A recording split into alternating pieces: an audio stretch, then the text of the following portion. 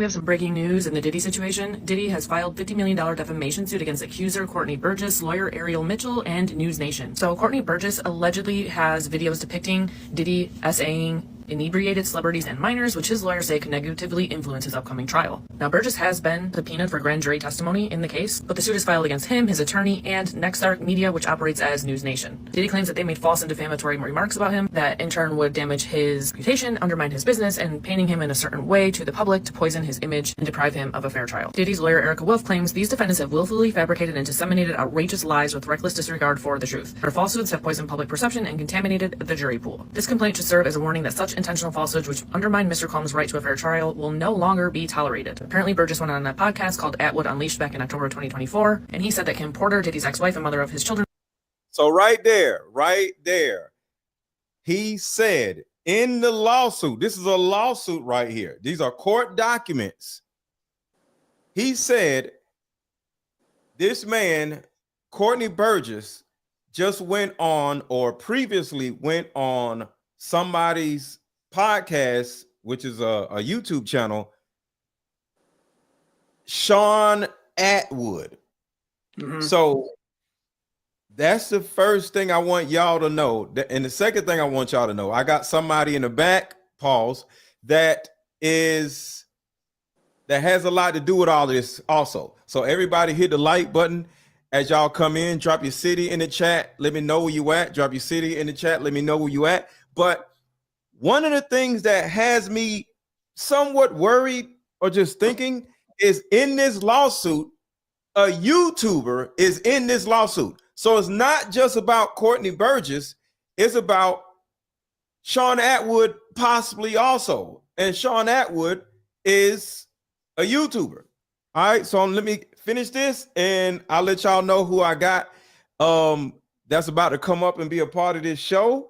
And it's somebody that may actually get sued. So y'all hang out, hit the like button, and drop your city in the chat. Let me know where you at. And let me back this up a little bit because this is getting scary because it's involving people on YouTube. Contaminated the jury pool. This complaint should serve as a warning that such intentional falsehoods which undermine Mr. Combs' right to a fair trial will no longer be tolerated. Apparently, Burgess went on a podcast called Atwood Unleashed back in October 2024, and he said that Kim Porter, Diddy's ex-wife and mother of his children, approached him through an intermediary to provide him with the materials, including a photo of Justin Bieber kissing an unidentified male. He said that the photo is definitely real, and he described Combs as Lucifer, and went on to continue to say that he did in fact engage in misconduct with minors. The lawsuit alleges that Burgess peddled a false Porter memoir on Amazon, which was removed from the site after it was denounced by Porter's family. As a lot of you might know, Burgess has claimed that Kim Porter, the mother of 4 of Combs' children, gave him illicit tapes of Combs as well as a copy of her memoir. The suit claims that Burgess has never even met Combs, something Burgess himself has stated, and that Porter's children and Diddy's children have never heard of Burgess. You have a particular current status of a case,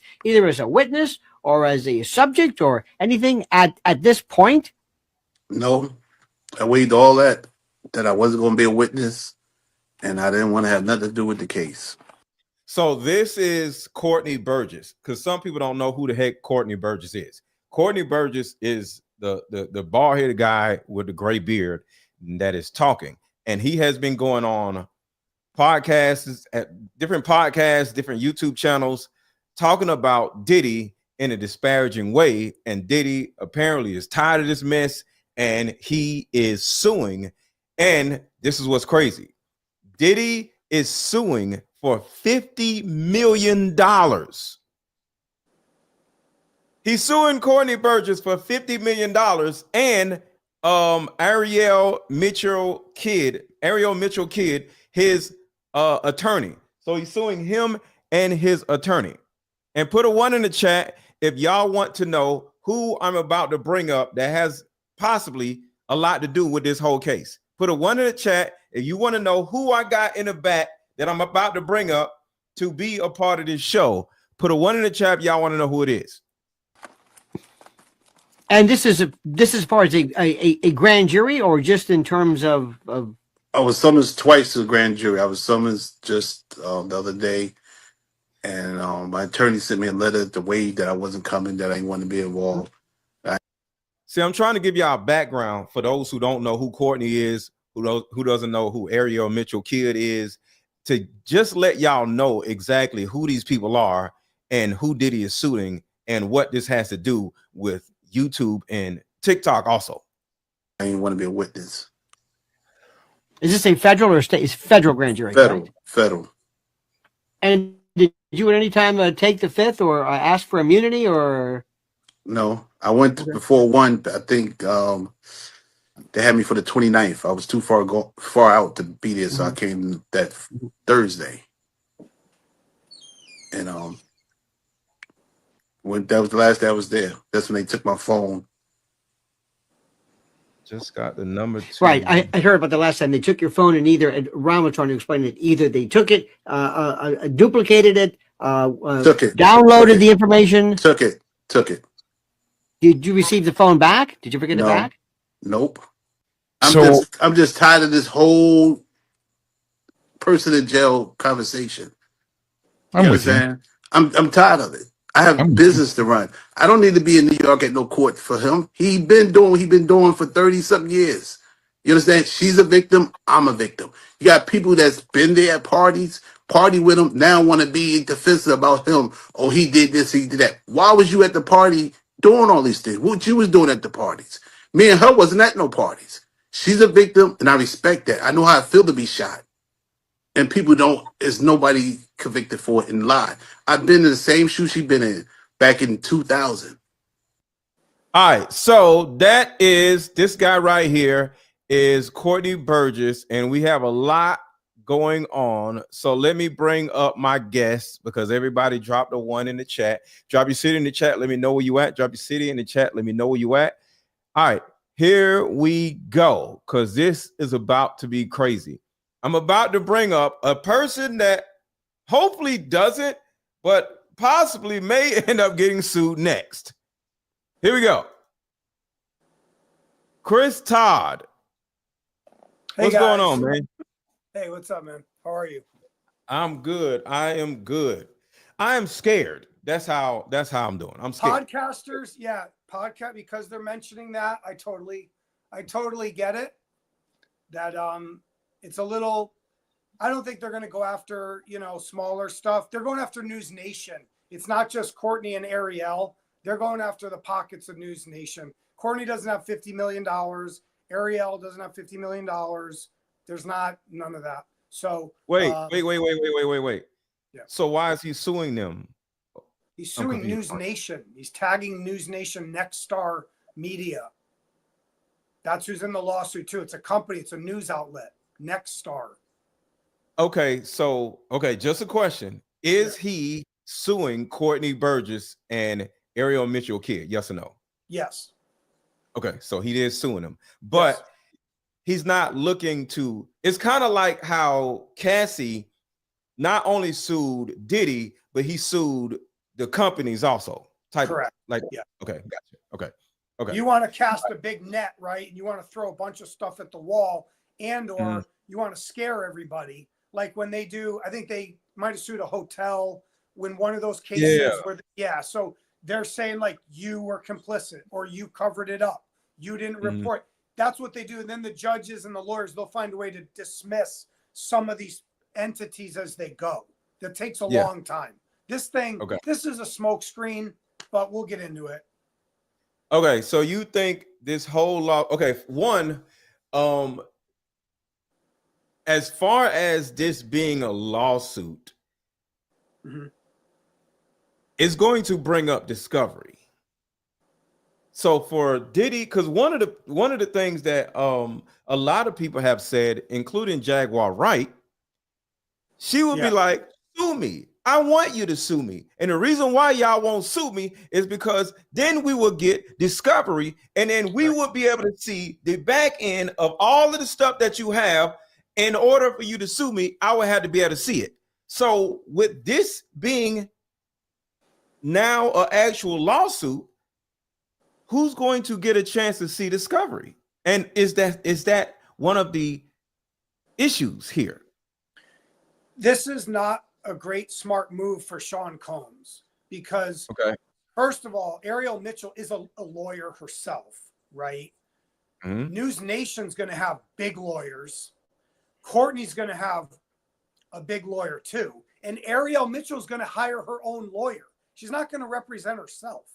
So she's going to pull in some big shot out of Florida or New York who's going to be like, oh, Sean Combs wants to come after you, then we coming after him. And that's a problem. If you got a lot of skeletons in your closet, you want us to open them up? You want us to open the door? Because now what Sean Combs did was he just gave Ariel Mitchell, Courtney, and Next Star News Nation subpoena power. Yes. They're everything. His phones, his laptops, his kids, Quincy, Justin, Christian. Were you at the parties? Let's see your phone. Yes. Yeah. Let's see your email. And that is the thing that I'm a little confused about, because this is the reason why most people weren't worried about getting sued by Diddy, because of what you're saying. Right. But now across the bow. It's a shot across the bow, right? And I would look, I might do it too. Diddy's a hustler. He's a smart guy. He had the Midas touch. Everything he touched turned to gold. We know that. So for him, he's in jail. He's upset. He's mad. And he's targeting someone. He wants to come after somebody. So he feels like Courtney Burgess and Ariel and News Nation didn't check to see, did Courtney really have tapes or not? When they let him, I don't think News Nation knew what he was going to say. I'm going to be real honest with you. I don't think they knew what he was going to say. Yeah. And because of this, do you think this is going to help Diddy or hurt Diddy? Hurt Diddy. So it's going to hurt Diddy. Do you think this is going to help Courtney Burgess or hurt Courtney Burgess? Help him. That's what I was thinking.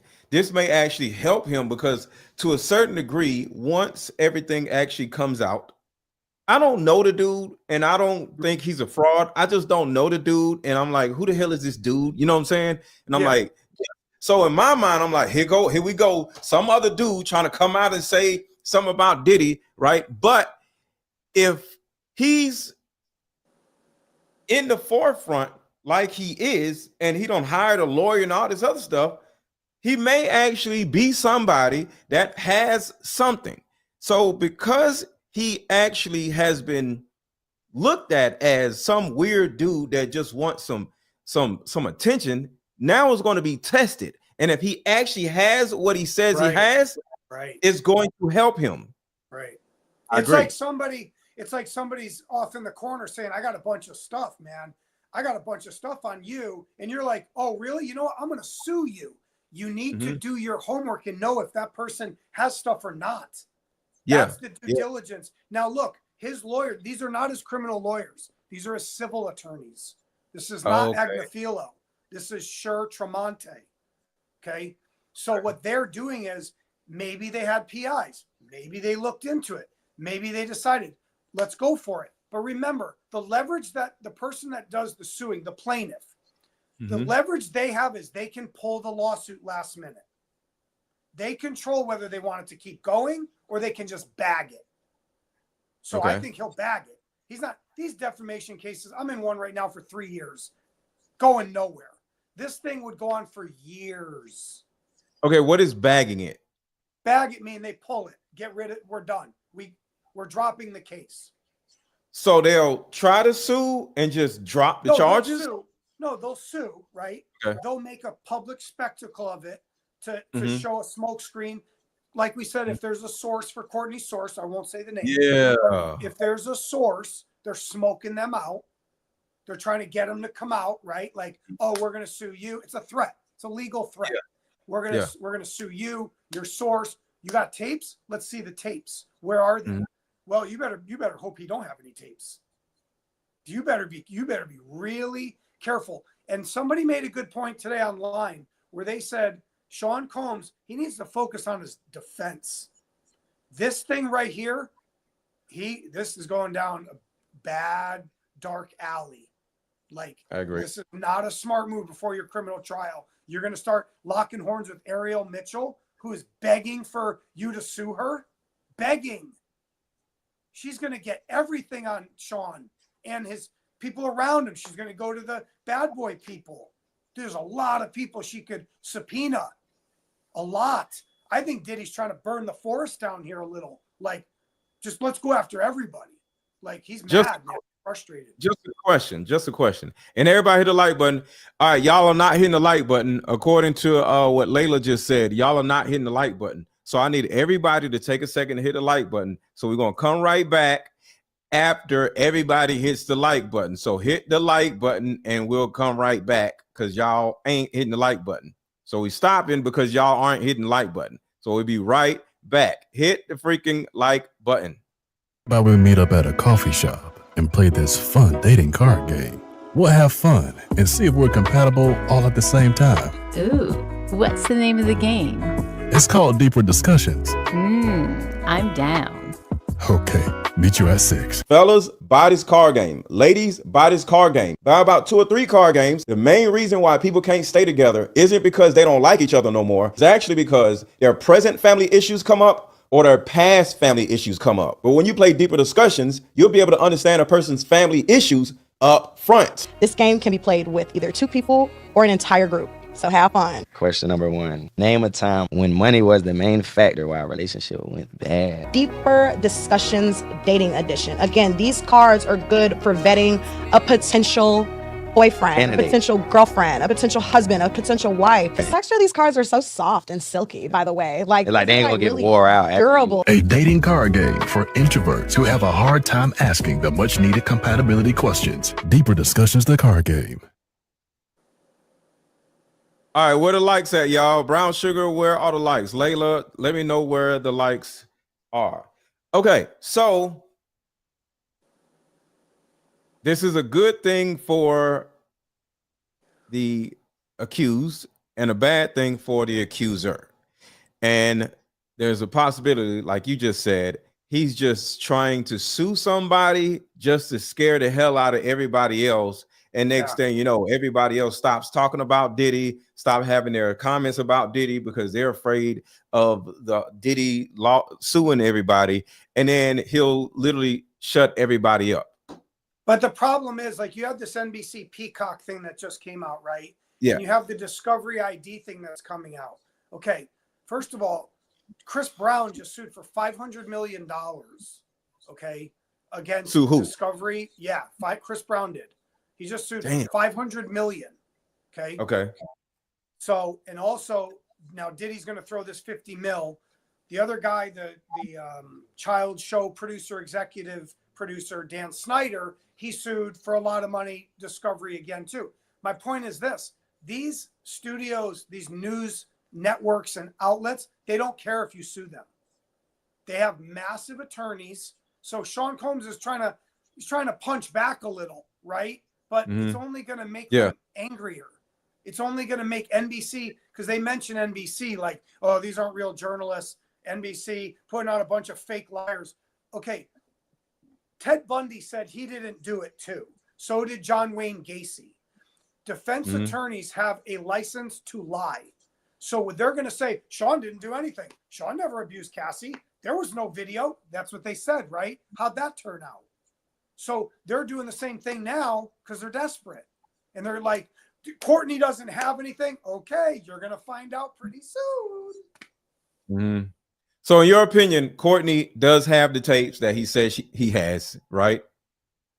From my journey, I have to believe that when I committed to the book, Kim's Lost Words, I have to believe Courtney until somebody proves to me to not believe him anymore.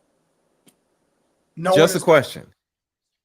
You said you have to believe in Courtney, like you don't necessarily care to believe in Courtney. Is that right or wrong? No. You said I have to believe him, like, because if me and you go do something and I seen the other you do something, I don't say I have to believe you. I'm like, I believe you because I was there. So I'm not saying you were there, but your wording can make me think that you probably don't believe him either. But am I wrong or what? No, you guys are good with the way you're good at what you're doing. Let's just take it like tiny, slow step.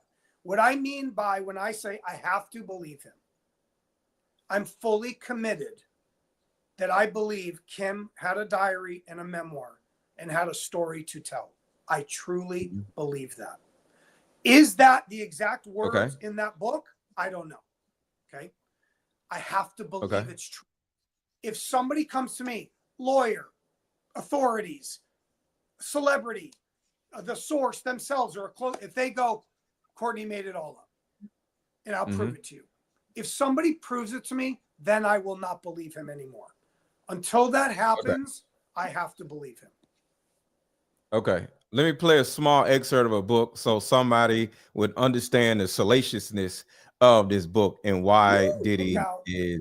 So give me a second. I'm just going to play a little bit about And the the book. book's So back up too. The book's back up, just so you know. Shameless book plug. It's back up online. Okay. You can look around and contact me, and I'll show you where it is online. All right, here we go. Chris and Pac were about to start their own label. Sean slammed his fist against the table, shouting, "Doesn't anyone have any fucking loyalty?" On top of that, this nigga is making that move, and it should have been with me. To sign with his record label, Rockefeller. Guess he won't be leaving with that nigga to do their own label now. If he leaves, he takes all the money I invested into creating him. Sean sighs. But if he can't protect himself and something terrible does happen, then the money I would make off his death would blow away all the money we made so far. Sean, are you saying what I think you're saying? Sean continued, "It's taxing on my resources to protect people. Someone that isn't 100% on my team can't get 100% of my protection. So to be clear, if something happened," XX made quotation marks with his fingers, "to one of your artists that was leaving your label anyway, it wouldn't be considered out of your control." Wait a minute, can they be talking about Biggie? Is Sean saying he won't protect Biggie?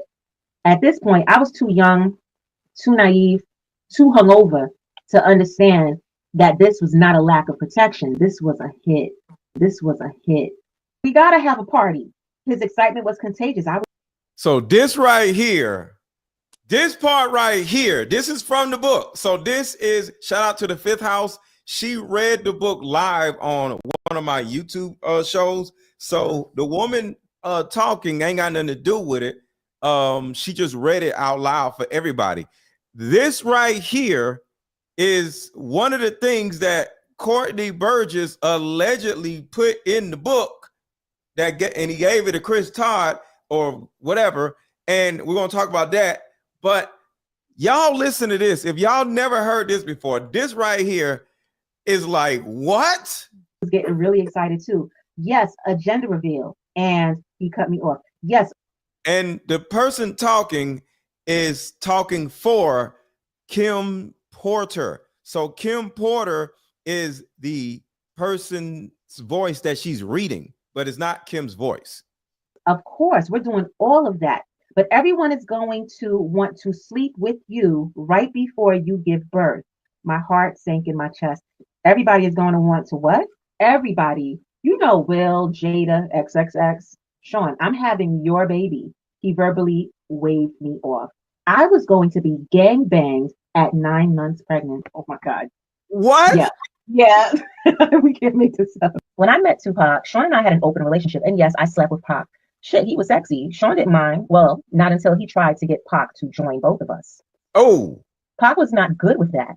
This is where the relationship between them became strained. We were all in Sean's house. I was drinking. My baby's bad, isn't she? Pac threw me a sly smile. Hell yeah. You think you hit it better than me? I couldn't believe he disrespected me that way. Sean, what the fuck? Pac came to my defense. Damn, bro, you ain't got to do the sister that way. Tupac appeared upset behind Sean's words. I think my dick's bigger than yours. I bet I can make her come faster than you. What's up? Pac was appalled. What the fuck you talking about, nigga? I ain't trying to run no fucking train. Sean continued. What you scared of? Let's see who fucks better. Let her be the judge. Let's see who fucks better. Let her be the judge. So that's, you know, I got more, but that is some of what was in the book, Kim's last words. Hence why Diddy feels the need to sue Courtney Burgess. So my question to you, Chris, is what do you, because we talked about this back then, but what do you have to do with Kim's last words? And do you think you'll be sued next? And what do you think about all that? Kim's lost words. People sometimes say lost words. Lost. I'm sorry, Kim's lost words. Right. And you were going to talk about that is back up on Amazon. Yeah, it's not on Amazon. It's on a website now. It's on silvercoastpros.com. Silver Coast Pros, PROS, like professionals, silvercoastpros.com. Anyway, it's a digital download. Yeah, because I'm not going to be silenced by people. They're not going to tell me I can't sell books. It's not happening. So anyway, okay. The book, when we hear it like that too, right? We're like, wow, it's salacious. It's crazy. The question we have to ask is, obviously, I have to believe it's Kim Porter, okay? Is Kim Porter writing it and semi-fictionalizing what she's doing as a novel-ish or like a real book, like everybody else writes every day in Hollywood, okay? Or New York City. Everybody writes a book. The authors, the writers have their own liberty to tell their story. If this is how she wanted to tell the story, I wasn't there. I don't know if that really happened. And people are trying to like hold me to the fire like, well, you should have known that if it was real. How am I going to fully prove it? Seriously, how? How am I going to prove that Kim wrote it? I took it as far as I could take it. And then I believed. It was a leap of faith. That's why I said that. And I've learned this from other cases too. You sometimes have to take a leap of faith. You're not going to prove everything. Even in, you could give me any M case or R case, and if the defense attorney could pretty much shred you, unless you have a video of it, and we don't say, oh, it's AI. It's AI. That's fake. That's not my client. That's not even them. It doesn't matter. That's what it won't be enough. It doesn't matter. There's no such thing as evidence. Like when I did the OJ case, and I did that for 7 years, that taught me that. What you think is evidence is not always evidence. It could show someone's innocent or guilty. It depends what side of the fence your lawyer's on. So, and then the last answer to you is, yeah, we're standing by to see if we're going to get served. Yes, we're standing by right now. Okay. Do you want to get served so something else can happen? Not really. I'm in another lawsuit right now. I don't need any more lawsuits. What I want to know is, and that's why I wanted to come on your show too. And I'm going to come on some other ones later in the week. I want to know if this is real too. I do too. Okay. Because I've got enough doubt reading that lawsuit. Absolutely. These are good lawyers. These are professionals. When you read it, you're like, maybe those tapes don't exist. Yeah. They're saying they don't even exist. And I've said before, if I never saw them, how do I know they exist? What I was trying to do in the very beginning, when people talk about my interviews very early on, okay? Yeah. And this got me in some hot water too, okay, when I said this. I wanted people to help me. This was a big story. I knew I couldn't do it myself. Sean Combs is a beast on his own. He is a brand. He's like Suge Knight. He's like Death Row. This was a big piece of pop culture. I knew I could never get the truth by myself. So if somebody hinted to me and said, there's tapes, I said it. Because I wanted other people to come in. The news, the police, the media, come in. Yeah. You know? Okay. I can't do it myself. And somebody might look at me like I'm crazy for me to say, did you want to get sued? Duh, he doesn't want to get sued. But some people actually wouldn't mind getting sued Ariel in order. Mitchell is loving this right now. That's what I'm saying. So some people might look at me like I'm crazy when I just said, do you want to get sued? Like you said, Ariel Mitchell wants this. Yes. Because it's going to dig deeper into the validity of her case. See, sometimes you don't have a case and you can start running out of gas, but then something happens and exposes another side of the case. And now you're like, I told you, see? And now your credibility is back up here because you got sued. Right. And sometimes you need to go into that lawsuit. It might look bad for you in the beginning, but you're going to be pulling out roses at the end. So she knows she's going to get famous from this. All the media's calling her every second. She's the main, her and Busby and Giaffra, whatever his name. There's a couple, and Tyrone Blackburn, I think is his name. These are the Diddy lawyers, right? These are the celebrity. There's like 4 of them, right? She just shot herself to like top 2. So she's taking on the dragon. She's going to slay the dragon, and she's not afraid. I give her credit. I met her, you know, I've talked to her a bunch of times. I bonded with her a couple ways. I have a lot of respect for her. I don't agree with everything she does, but she's going for the dragon, man. She's going. Yeah, because all press is not bad press. Right. You know, so getting sued might sound crazy or terrible, but to some people, they're gonna be like, yo, I'm getting sued by Diddy. This is what I needed, because it puts you and Diddy in the same freaking world. And now people are going to start talking about the person and not just Diddy. And, you know, you may lose, you know, I don't know, say $50,000 or whatever.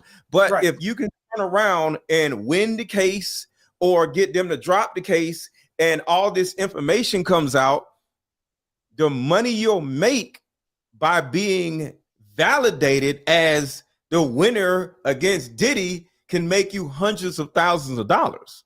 Possible. Well, yeah, right. She could do a movie based on her life where she's the lawyer, the woman, the female lawyer that took on Lucifer, like she calls him in the interview. Like, right. Well, it doesn't even have to win. She just no. The optics. Because if they drop the case, like you said, the optics say she won.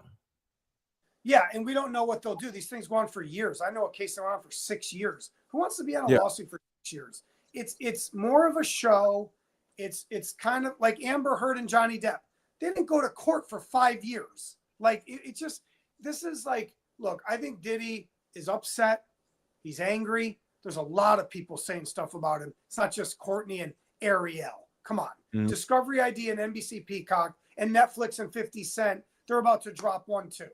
So he's going to sue he's going to go after everybody.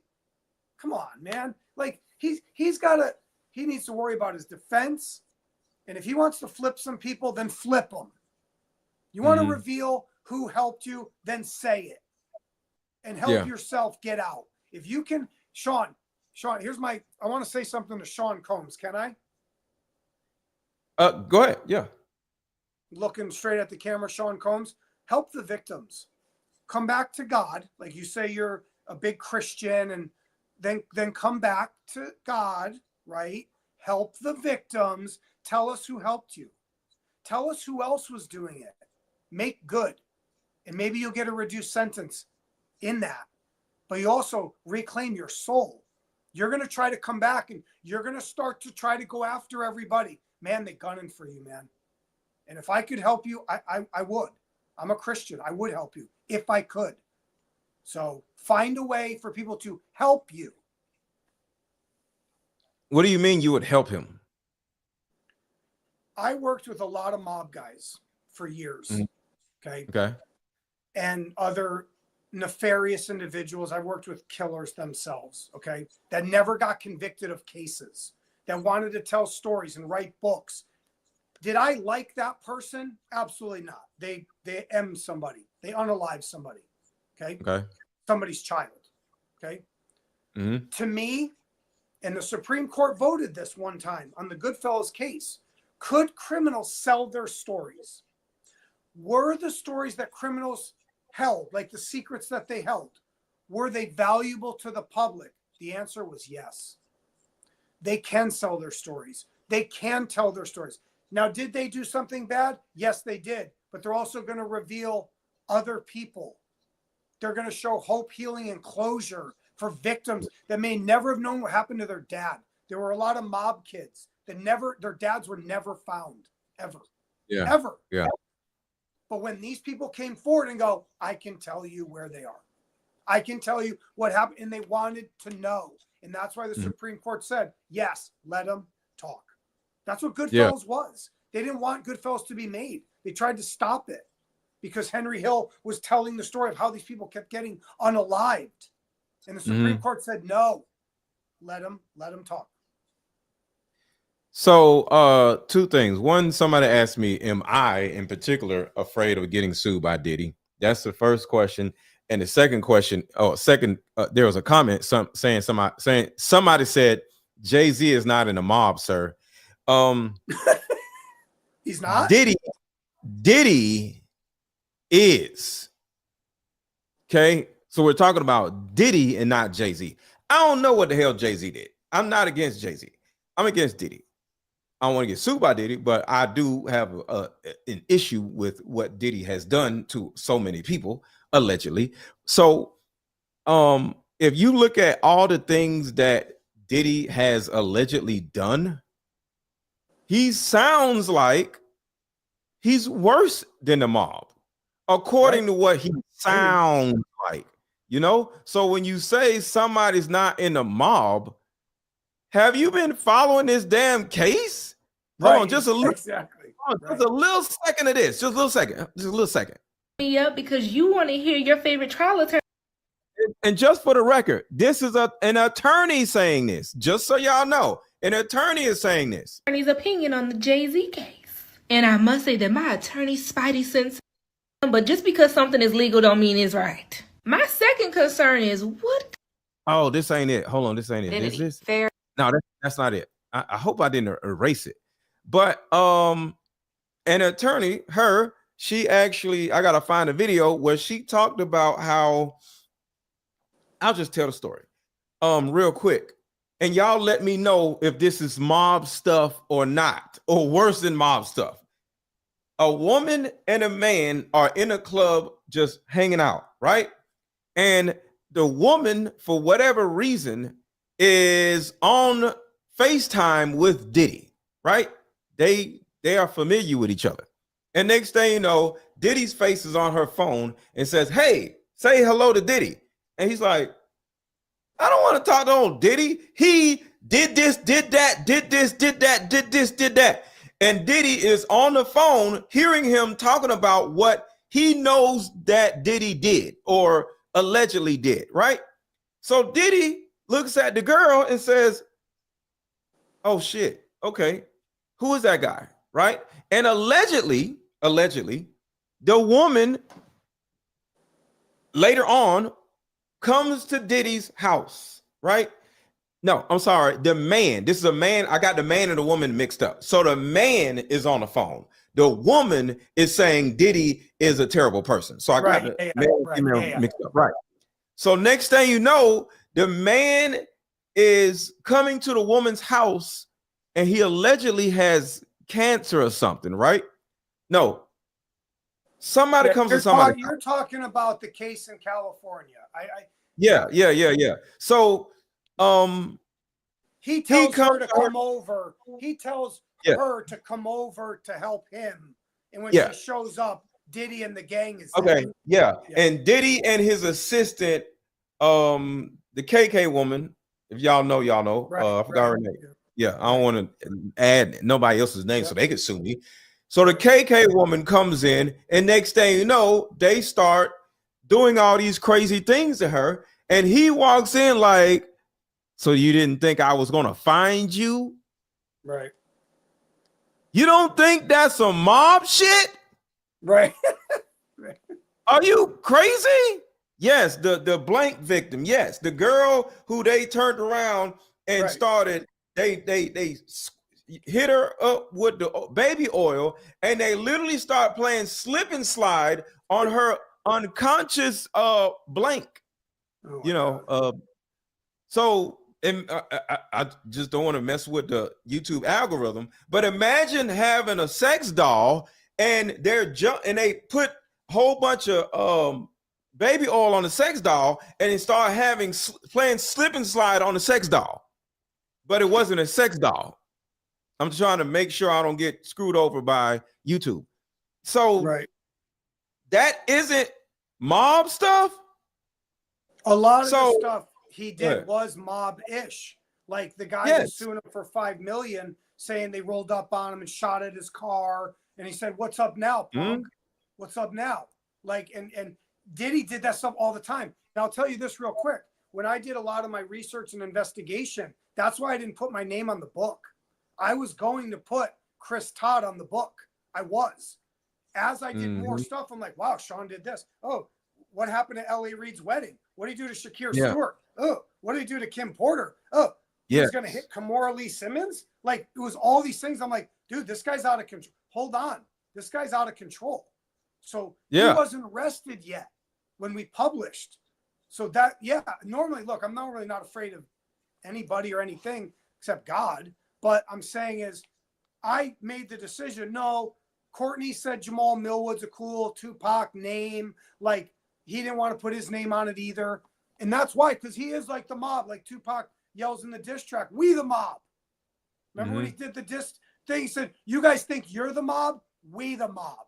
These guys, they worship the Italians. They worship that stuff. That's why they wear the suits and the hats. Come on, man. Like, you're absolutely right. There are hints of mob in him. Yeah. So at the end of the day, if you just look at all the things that Diddy allegedly did, it was mob type stuff. Like Blackmail. Kid Cudi's car blowing up. Who blows up somebody's car because they Who be tried to blowing date up their people's girlfriend? cars? The mob. So how can you, sir, turn around and say, "Well, Diddy isn't in the mob, sir"? But he allegedly, because Kid Cudi said he did, so that's between him and Kid Cudi. And Kid Cudi said he blew up his car. And the U.S. attorney said arson. They said it in the press conference. That's what they're saying. He committed arson. That's what they call it. Blowing someone's car up. That's why I was trying to tell Diddy. That's attempted murder. Well, if the person wasn't in the car. I don't think he was in the car. But my point is, that's why I was you're trying to talk to Sean and be like, "Sean, dude, come clean.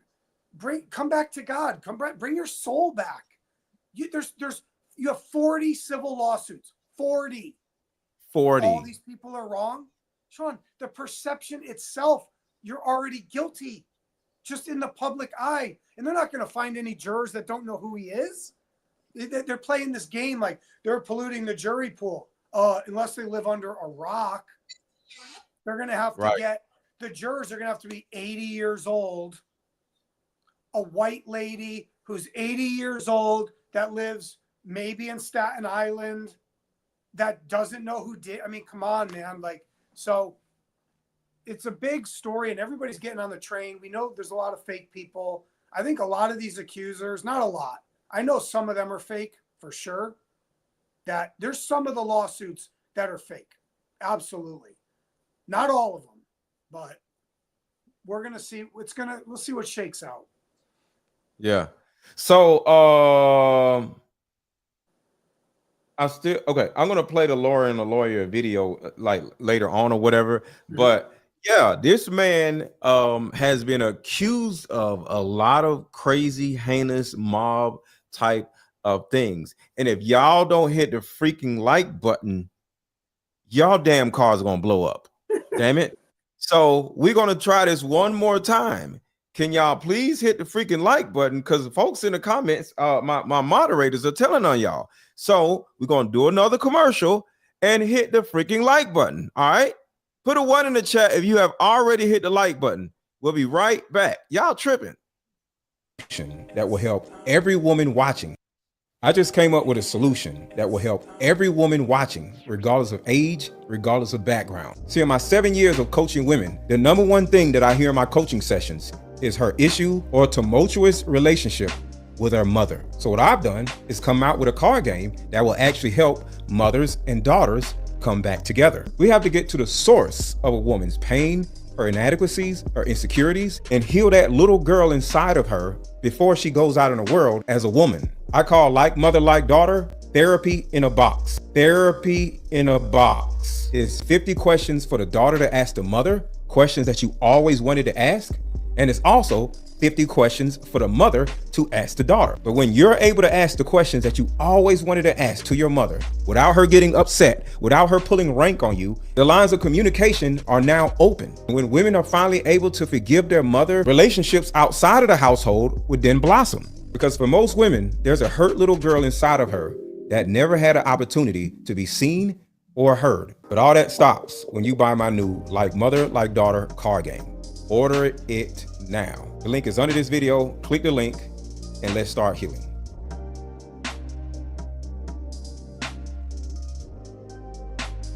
And for anybody that is not familiar with my brand, I am not a blogger. I am here to talk about these traumatic things that happen to people on a normal basis. And today, of course, we're talking about Diddy and all the traumatic things that he allegedly did.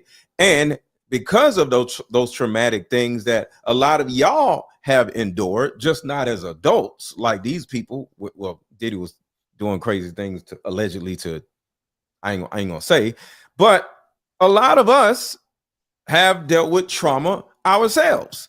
And that's why I come up with my line of card games. I got another card game about to come out, probably another 2 months.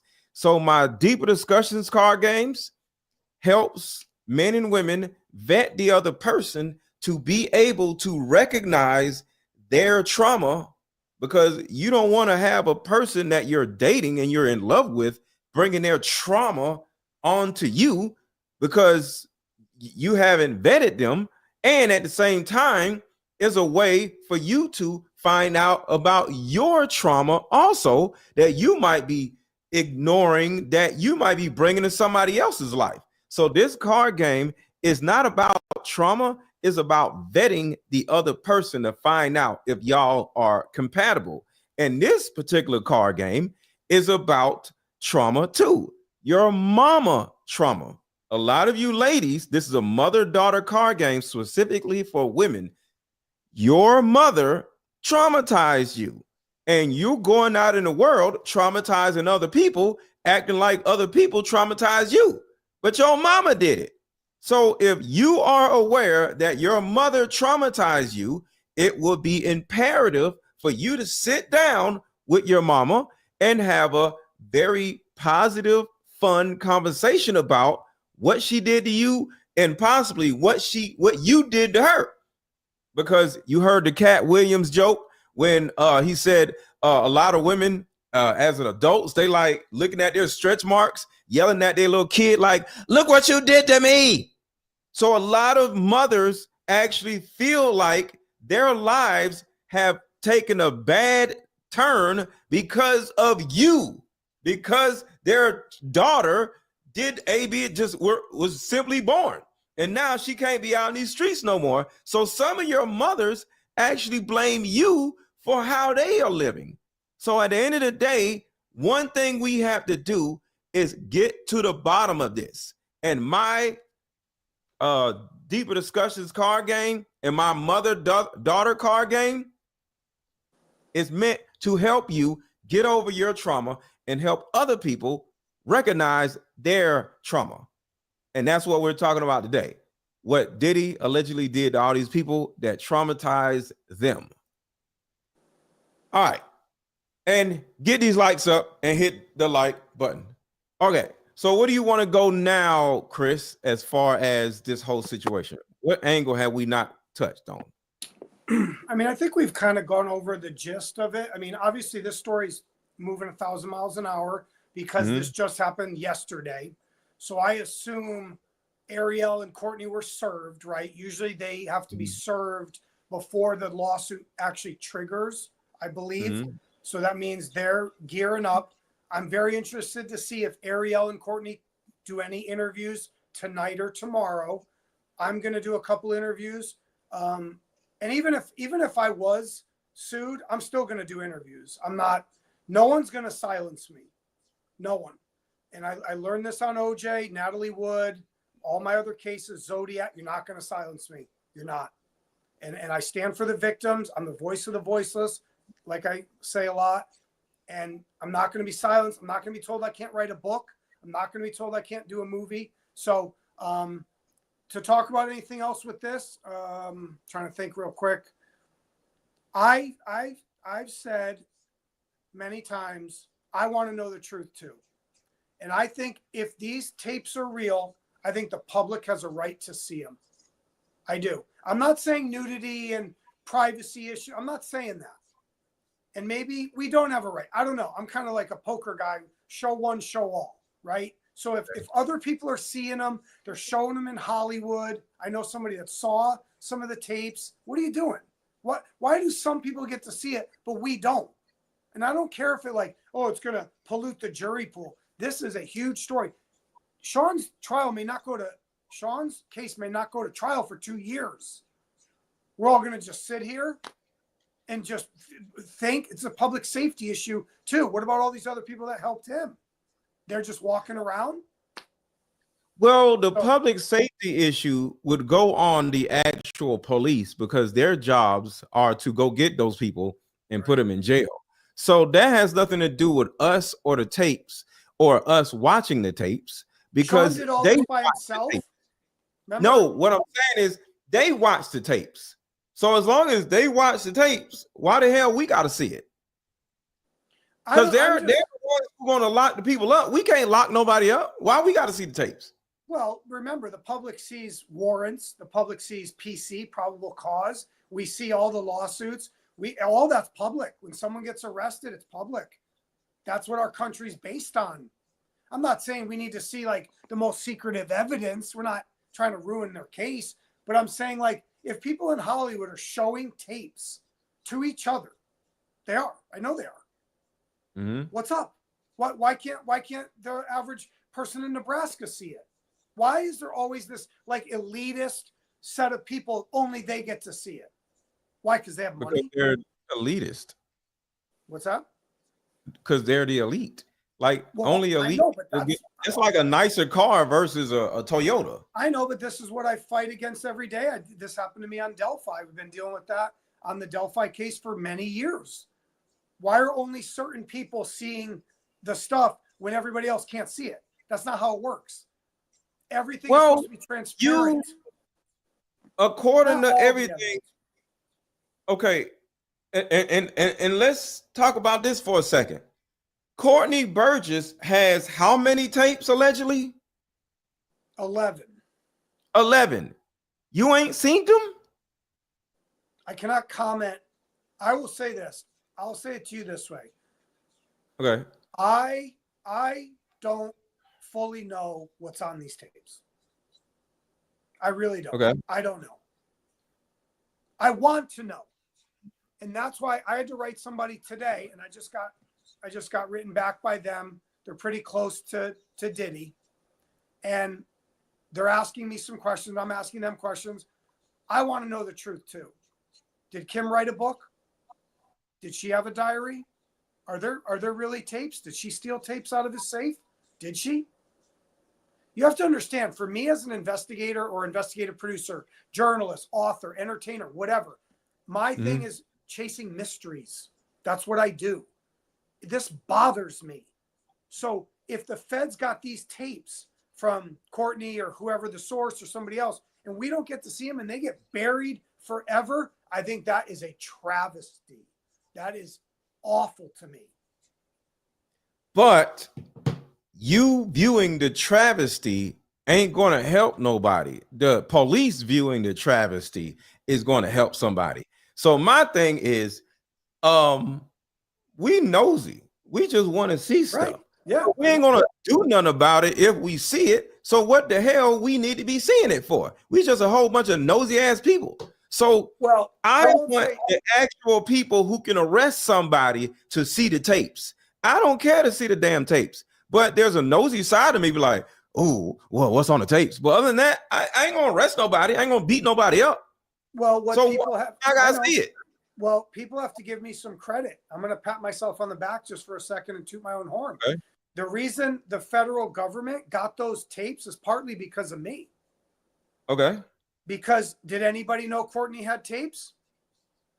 Nope. But why is it that you haven't seen the tapes if you're the reason why they have the tapes?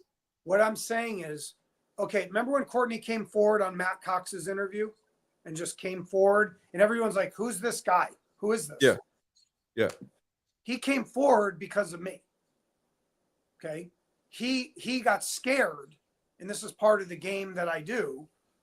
When I deal with sources, sometimes I have to flip them and or be their enemy in a way. Because if I felt they're withholding something or there's some secret that we need to know, yeah, sometimes you have an argument and you might say, hey, you need to come forward or some other stuff's going to get revealed. It's not extortion like he said. Extortion means you take money and you threaten somebody's life. That's not right. That's not what I did. Okay. Yeah. And that's why that's why he didn't understand that. In I have a new book, and one of the chapters is called Spy Games. Okay. And that's what it talks about. It's a game. It's a game. When someone knows a crazy secret, JFK, Natalie Wood, OJ, if they know something that nobody else knows, I feel, to me, my duty is to tell the public what that is. I'm not big on secrets. I don't like them. I just don't. Show your book. Yeah, you're not going to get sued. Don't worry. Okay. So this is my new book called Shame on Shay. They say Hollywood is full of predators. You ain't seen nothing yet. It's on Amazon. It's up. We've been cleared by Amazon. Just go to Amazon in the search window. Shame on Shay, SCHAE. And who is SHAEA? Who is that? Shay. Shay is loosely based on a character of the world we're talking about. Okay. Right. And this is a book about this situation, but kind of told through the eyes of private investigators. So it's told through these, like a Life Rights Project, where it's told through them and their arguments and fighting. Should we go after this famous guy? He's dangerous. And it's just an interesting book, and I think people will like it. And I also did it for kind of the people that were around the Kim's Lost Words. So you're the author of it? Todd Chris. The name is Todd Chris on this one. Okay, so because the easiest way to find somebody's book is by their name and not the book, because they're gonna forget the name of the book. So look up Todd Chris book, and then THRISS, Todd Chris. If you just go into Amazon and you just go in the search of Amazon, Shame on Shay book, Todd Chris, CHRISS, it'll come up. It's up. And I have a digital download version too at silvercoastpros.com, silvercoastpros.com. But so trying to think where we're going with that. No. It was about I just wanted to kind of like just touch on or go down the rabbit hole of why the hell do you want to see the tapes, or because at the end of the day you can't arrest nobody. This is what I'll say. This is okay. When I did some JFK stuff, right? I did a lot of OJ stuff, Zodiac. There were secrets about these unalivings that nobody knew. And I feel the public has a right to know. If the police don't arrest these people, that's on them. Right. I'm going to quote one of my heroes, Donald Freed, was a playwright and a dramatist and an author. And he said, as people, we have a biological and physiological need to know the truth. It bothers us. It bugs us. We have every right to know what's on. Why? Because it eats us alive. It's physical.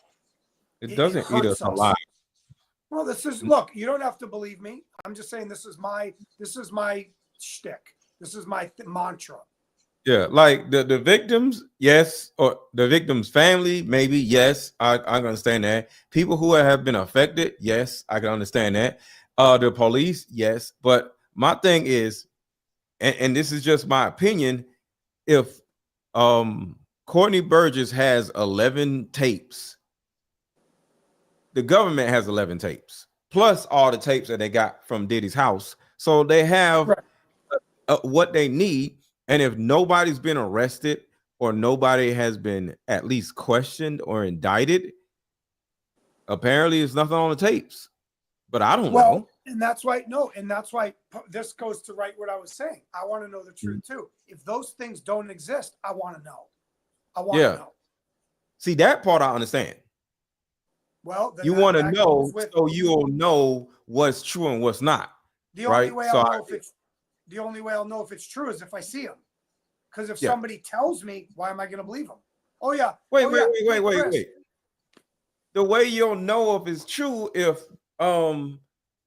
he gets sued and they don't drop the charges and certain things come out that show that it's been proven that he doesn't have any tapes or evidence.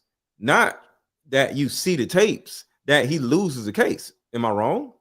Well, if we're talking about the tapes that Courtney has, right? Or had, whatever. Okay. Yeah. Whatever the feds have, they have drives from Diddy's house, his airplane. They stopped him at his like plane or something. There's a lot of stuff that maybe Courtney doesn't have. If those tapes were from Kim Porter, right? She doesn't have all the tapes. She doesn't have everything. They're 11 saying, is a lot, though. yeah, but, well, Sean's been doing this for 20 years. There's been 11 is a nice portion of evidence if something's on 11 tapes. I believe there's hundreds of tapes. Hundreds. Of course. Yeah, I agree too. Yeah. So what I'm saying is the only way to prove, because even let's say the authorities, let's say the feds called me tomorrow and go, there's no tapes. Do I believe them? Mm-hmm. No. I don't believe them. I'm not going to believe anybody until I see it with my own eyes. And if I don't see it, and they go, if he doesn't get, I'm saying if he gets sued, okay, and Courtney it goes gets sued, through, yeah. wouldn't that show that? Well, no, it wouldn't, because yeah, he would. Like, I think, wouldn't it be a statement that would have to come out, pertaining to the tapes? Because if I'm suing you, one of the things in my lawsuit I don't is have you to make give you the tapes. What if I don't show them to you? Say you sue me and you go, hey, Courtney or Chris, I just subpoenaed you, right? And you're like, you got to give me all the tapes. What if I don't give them to you? I lost them. There are no tapes. What if I say there are no tapes, but there are? That's what I'm talking about, spy games. You're never going to know where they're going. The government took them. So if they are. How do we What do you know mean? that? He went. It's proof that he actually sat in front of. He got sat in front of somebody. Hold on. Wait. I got it right here. Right here. In the Diddy situation, Diddy has filed $50 million defamation suit against accuser Courtney Burgess, lawyer Ariel Mitchell, and News Nation. So Courtney Burgess allegedly has videos depicting Diddy essaying inebriated celebrities and minors, which his lawyers say could negatively influence his upcoming trial. Now, Burgess has been subpoenaed for grand jury testimony in the case, but the suit is filed against him, his attorney, and Nexark Media, which operates as News Nation. Diddy claims that they made false and defamatory remarks about him that in turn would damage his reputation, undermine his business, and painting him in a certain way to the public to poison his image and deprive him of a fair trial. Diddy's lawyer Erica Wolf claims these defendants have willfully fabricated and disseminated outrageous lies with reckless disregard for the truth. Their falsehoods have poisoned public perception and contaminated the jury pool. This complaint should serve as a warning that such intentional falsehoods which undermine Mr. Combs' right to a fair trial will no longer be tolerated. Apparently, Burgess went on a podcast called Atwood Unleashed back in October 2024, and he said that Kim Porter, Diddy's ex-wife and mother of his children, approached him through an intermediary to provide him with the materials, including a photo of Justin Bieber kissing an unidentified male. He said that the photo is definitely real, and he described Combs as Lucifer, and went on to continue to say that he did in fact engage in misconduct with minors. The lawsuit alleges that Burgess peddled a false Porter memoir on Amazon, which was removed from the site after it was denounced by Porter's family. As a lot of you might know, Burgess has claimed that Kim Porter, the mother of 4 of Combs' children, gave him illicit tapes of Combs as well as a copy of her memoir. The suit claims that Burgess has never even met Combs, something Burgess himself has stated, and that Porter's children and Diddy's children have never heard of Burgess. You have a particular current status of a case, either as a witness or as a subject or anything at this point? No, I weighed all that I wasn't going to be a witness, and I didn't want to have nothing to do with the case.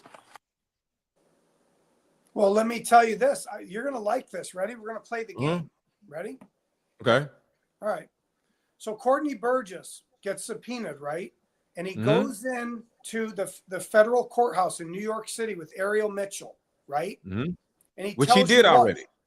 What? Yeah, they already went. Yeah. Yeah. So they tell you, yeah, we handed over the tapes. Right? What's on the tapes? How do you know what he handed over? He could have handed over music videos. How do you know what he handed over? You don't. So then when you now watch, now say you call up the feds and I go, dear feds, hey guys, I want to know, is there anything on those tapes? Click. How do you know what's on? You're never going to know. This is my whole point. Because it's a civil lawsuit.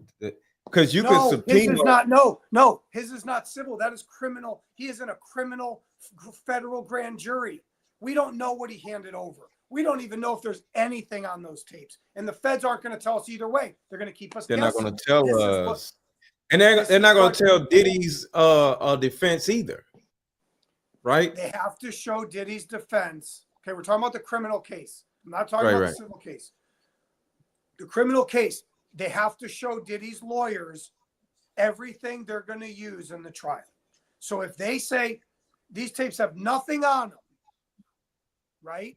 They're going to show them there's nothing on them. And then that's done, right? But if there's something on them, they absolutely have to give them to the defense. Okay, that's called that's the Brady rule. You cannot withhold any, especially if it's exculpatory, any evidence that might show he's innocent. So if there's a video, it's consensual, say it's Cassie or it's some other girl with Diddy, you got to show him. You have to. Yeah. And he could get off if they don't. Now I'm hearing word on the street, and I don't know if this is true, and I never use the word alleged, but I'll use it here. Supposedly, a source is telling me those Cassie tapes are actually not Cassie's tapes. Those are actually Courtney's. Meaning what? I'm a little confused. Meaning like when the defense attorneys recently said, oh, these are all consensual tapes of Cassie. It's just Cassie with Diddy and a couple other people, and they're just doing menage a trois, and there's nothing happening. There's nothing weird. The source is telling me those are not Cassie's tapes. Those are actually the ones Courtney gave. Meaning that Courtney does have tapes. Right. But they're only talking about Cassie. Because if the federal government doesn't show them other names, I won't even say them because I don't want you getting any smoke. If they don't, what if they do have them, but they're saving those for a rainy day? Yeah. They don't have to give them all the discovery. I don't think they've done the whole discovery release yet. That's all like, those have dates of like when they have to have everything. Right, right. I'm telling you right now, I told this other guy too yesterday, you don't show your whole hand. The federal government's not going to show you their cards. Like, oh, here's a minor on tape. They're not going to show you that. They're not. They're going to wait. They're going to have motions and they'll bury stuff too. Look, for the protection of the public. And if they see some famous, let's say, athletes on there, they're not going to show that to the jury, man. They're not. That could ruin. So in other words, life. We're still going to be at a stalemate after all this time. On the criminal case? On both. There's going to be secrets that we're never going to see, yes. And it's going to suck. Because like I said, I'm not the police, but like you said, I want to know something, but I don't have to know something. I'm just saying, I'm not going to be like, it's illegal for us to not see the tapes. We just want to see the tapes because we nosy. I think that's your kind of angle. My angle is just a little different because mine's more like I've been on a lot of cases where there's secrets that never get revealed ever. And it ruins people's lives. It makes people never know where their kids were. They never were found again. The killers, like the actual killers, I've tried to rat some killers out. The police wouldn't arrest them. They wouldn't talk to them. They did nothing. That's blasphemous. Like that is so bad. And I work with police all over the country. It's not just in LA, all over. Backwoods, North Carolina, Florida, Texas, Indiana. I've seen police do this a lot. And this is just my thing. That's what I fight for. I don't like secrets, especially if it hurts people and families. I'm not into it. So look, I missed a lot of questions. A lot of y'all have been dropping questions or whatever, but I've been into this conversation with Chris. I need, if you have a question, drop it in the super chat. It can be $2, $5. Yeah. So look, drop your questions in the super chat. Is a $ at the bottom next to the comment section. Drop a $5, $10, $20, $100 question and ask your question while we have Chris Todd on, and we can get to the bottom of some things because I'm sure there's some questions that I did not ask. So drop your questions in the super chat. That's a good question now. All right. So Janine, Jan Gardner says, so how did Courtney get Cassie's tapes? Everybody drop your questions now in the super chat. Go ahead. What's your answer? Now let's remember this. Kim Porter knew Cassie. They were together, meaning the crossover. When Diddy and Kim were breaking up, Cassie was right there. But Cassie wait, hold on. Cassie was with Diddy for like a decade almost. It's like 9-10 years. Kim Porter was still around till 2018. So in 2008, she's the mother of the child, right? Right. 2007, 2008, Cassie and Kim, very close. Now we had a source come to us and say that Cassie and Kim had shown each other things. And that literally what Cassie did with the book and coming forward, getting the settlement, that's what Kim was going to do. And Diddy found out she was going to do that. And see, that's where, so the point is, those tapes, very possibly Kim Porter had copies of those too. Now, according to the book, because we have to figure out, the validity of this and that, says this. In Crystal, California. I wondered if he realized that he sentenced him to his death. But when I tried dating someone else, they would end up dead from pneumonia. What? I knew Sean was behind it. This was not a coincidence. He gets jealous of a guy and then they die of pneumonia. I could be next. What the fuck? If I am going to get out of this alive, I'm going to have to do something to make him stay away from me. I had a plan, but it's dangerous. I would get into the vault and get a couple of the tapes, take them So right here, Kim is saying she doesn't want anything to do with Diddy and she's trying to get away. home, make copies. This was my way out. Some of the tapes had things I would never have expected. The gay parties are one thing, but the young boys like Usher, Bow Wow, Justin, I would have never known. Things were okay for a while. I started dating again. It was almost no I got serious with someone. Then my boyfriend died of pneumonia. No! Yep, that's what she said. I'm not feeling very well. Thank God the kids aren't here this weekend so I can rest. But why can't I get my doctor? Why won't he pick up the phone? Oh no. I called Sean from my bedroom. Sean picked up with an air of superiority in his tone that let me know it was too late for me. He spoke confidently into the phone. Hello, I screamed at him. You bastard. There's literally nothing I can do. I could only ask, did you ever love me? Instead of answering the question, he responded, the most important thing to me in the world is loyalty. I gave you everything. You went to someone else. You left me just like everyone else did. And you were going to expose me? I shouldn't have threatened him. I should have just published the book. I'm going to die, like Heavy D, like Biggie, like Pac, like so many others. And it's because he is a monster, plain and simple. Then I shot out a group text. I let everyone know he got me. Then I called 911. As I sat here waiting for the ambulance, I'm writing this chapter and praying that I make it to the hospital. I don't feel like writing anymore. I may not be around to see it print. It's okay. I'm sending it out. He won't get away with this. See, and I'll say this. This is so that doesn't sound like she was still around. But hold on. We can go into a couple. It's like he found her. I want to go ahead. Well, let me say this. This is the beautiful story, and this is why that book did 1 million gross sales in 3 weeks. Okay. Right there. Those segments you just played right there showed how that went worldwide. We sold books all over the world. We had to wait for the international to come in separately. There was a whole separate thing. So what I'm saying is, whether this is 100% true, 87% true, 50, it's awesome. It's awesome no matter what. And Hollywood makes movies and TV shows and does books every single day. Kim Porter had the right to do the same thing they do every day. Every day. Marilyn Monroe, JFK. You know how many fake movies there are about JFK saying Lee Harvey's the lone shooter? Come on. Like, Kim has every right. It's her civil rights to do that. Supposedly it was her dying wish to publish the book. So that's why it got published. Okay. And I'll say this. When you read it and you hear it like that, yeah, it's suspect. You're kind of like, wait, she's writing the book minutes before well, maybe she was. Where she hand wrote it down. I'm hiding it it's in the freezer. It's in the freezer. I don't feel well. This could be it. Yeah. And then they go in the freezer and somebody goes over there and pulls out a piece of paper and it's got the last chapter. I'm telling you, I've seen crazier stuff.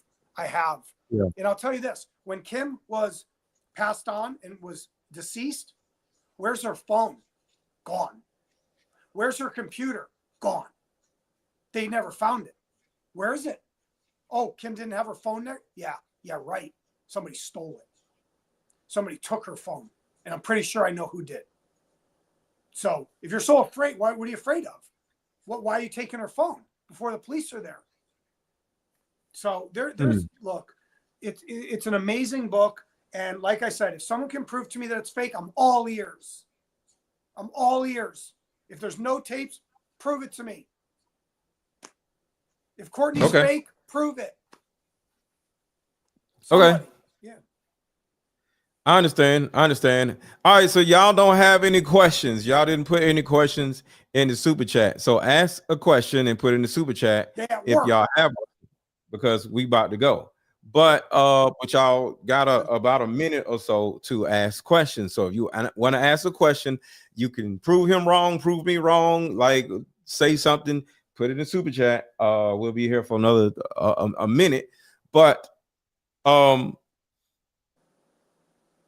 how is this going to change the scope of not only the Diddy case, but the people talking about the Diddy case? Do you think this whole situation is going to cause people to not even talk about it anymore because they're scared, talk about it more? What do you think? Most of the time, if you study defamation cases, like I've had to study quite a few, most of the time, judges do not side to violate someone's First Amendment rights. They don't. All of you guys have the right to comment about the news, just like the reporters have the right to tell stories. So do you. You have the same rights as NBC, CBS, and Fox. They're not going to come after podcasters because you're commenting or talking about a lawsuit. It's illegal. They cannot sue you. It's illegal. They would not go through. Okay. Obviously, like people like Jaguar Wright, maybe like people like Chris Todd, maybe like Courtney and Ariel and News Nation. Yes. People that are ballsy and say things. Jaguar Wright could be sued by Jay-Z. Absolutely. And Diddy. And anybody could be sued, just for the record. Anybody could be sued. Well, not really, because there's a threshold when the lawyers get the case and they stick it through. The lawyer has to approve it first, and so does a judge. You don't just let these lawsuits. Oh, I'm suing the gardener. Like they don't. They're not going to clog up the courts because you're in a fight with your friend. Like they don't care. So obviously they have proof. The News Nation thing was, come on. Courtney was on national TV. Come on, saying crazy things. Like I didn't tell him to say any of that. He did that on his own. And for Ariel to say it, nobody should have been hinting at minors. Okay, it's one thing to say, yeah, there's tapes. They probably exist. But when you start throwing out like, come on, man, people go crazy over that to catch a predator. And like, just the whole culture is like, people are doing vigilante stuff online, trapping people about to get unalive themselves, like crazy. I've seen it. Yeah. Like, so no, I think all you guys are safe. You just be mindful of what you say, right? Don't hard accuse somebody and state something as a fact. Oh, this, that's why Tasha K lost to Cardi B. Because she just wouldn't stop running her mouth. Like, and she warned her. Usually there's a warning. There's a warning. Yeah. So wait. So hold on. Ann says, has he even answered a question yet? Y'all haven't put your questions in the super chat. So put your question in the super chat. Just super chat your question and we'll ask it. So, and even on defamation, let's be honest. If you lose a defamation, it is a warning. It'd be like a takedown or something like cease and desist. You're right. You're right. They warned Tasha K. She kept Tasha K has she has something. I won't say it, but there's something in here. She just can't. She does it. I saw her yesterday saying crazy stuff. So obviously, there's a lot of these provocateurs online. And look, basically, they'll just claim bankruptcy. She owes Cardi B like $4 million. So is she going to pay her for? She don't have $4 million. So I'm sorry. Trevor Green. All right, give him a shout out. He wants to lock horns. Go ahead. He's been saying stuff in the chat. I've been ignoring it. What are you laughing this about? right here. Look down. I'm sorry. That why is he laughing? Then I look down. I'm like, oh my God. Oh, the Lion King Trevor is Green. hilarious. I want to challenge Trevor Green. Trevor Green. I want Okay, you go to ahead. go look up Chris Todd, O.J. Simpson. I want you to go look at what I did on O.J. Simpson and have fun. Enjoy the ride. You're welcome. Okay. Trevor Green just trolling. He he's just No, it's fine. talking. No, I know. But see, when they come out and say cap this, cap that, I want to send them over to my other stuff. I want them to go look before, because So a lot look of up people, Chris Todd and O.J. the Simpson. OJ case. Okay. Just Chris Todd, O.J. Simpson. That's all you got to do. So I'm looking it up myself. Yeah. But no, I appreciate you doing this, and I'm glad we got to come on. And look, the Diddy thing is, this is talking about OJ. This is the biggest scandal story since OJ, literally. Mhm. It's bigger than Epstein. It's way bigger than Weinstein. Weinstein's a joke compared to this. It's a joke. Okay. So this is going to go on for years. It's never going to end. They'll never stop talking about this for 30 years. They still talk about John Bonet. Okay. They still talk about OJ. They still talk about Zodiac. They're going to keep talking about Sean. And Sean, come back home, Sean. Make right. Help people. Help yourself. God forgives everyone. Okay. If you didn't unalive somebody, which hopefully you didn't, come back and make it right. Don't keep going down the dark hole, because you're going to get trapped. And I just want to say this. I was going to make a whole live stream about this, but and this might sound crazy, but jail ain't that bad. People saying Diddy's in the jail and crying and going crazy. Yeah, when you realize you're not going to get out, yeah, that's upsetting. But jail ain't really that bad. I was I was in jail last weekend. Last weekend. Okay. What'd you do? Okay. And I got stuck in jail. I went to jail Thursday, and then it started snowing Friday, and nobody could get me out because it was like people in Atlanta, when it snows, the whole city shuts down. So I couldn't get bailed out on Friday, so I stayed in jail for the whole weekend, and the shit was cool, other than no women and the that's food. For a weekend.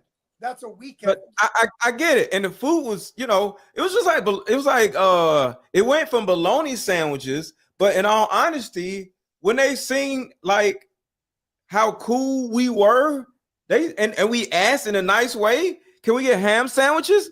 They gave us ham and cheese sandwiches. Okay. So I'm looking at every football game just like everybody else. Everybody snowed in, so I wouldn't have left the house if I would have been at home. I don't have a girlfriend, and I don't have a woman over my house every weekend. So, not having a woman over my house, looking at the football game, eating a ham and cheese sandwich, that's not too far away from my weekend if I was at home snowing in. Yeah. Right. I wasn't doing shit but sitting around looking at football, and I'm in jail sitting around looking at football. So to let y'all know, to the people who think he's getting like the world, like, yeah, because he can't get out later, but that man ain't going through nothing. And then he's a celebrity, so he got better treatment than I did when I was in jail. Man, I'm sitting there with my feet up, got my orange jumpsuit on, got my little orange slides on. I'm chilling, looking at football, just like everybody else is. I got a remote. We change it. Well, we got to delegate. So y'all want to change it? Yeah. So we sit around with my feet up, changing channels and shit.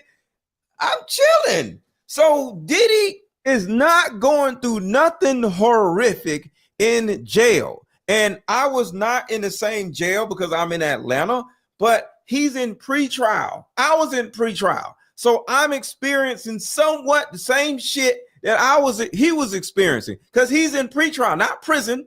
Right. I'm in pretrial just like Diddy's in pretrial. We're just sitting around looking at TV. That man ain't going through shit.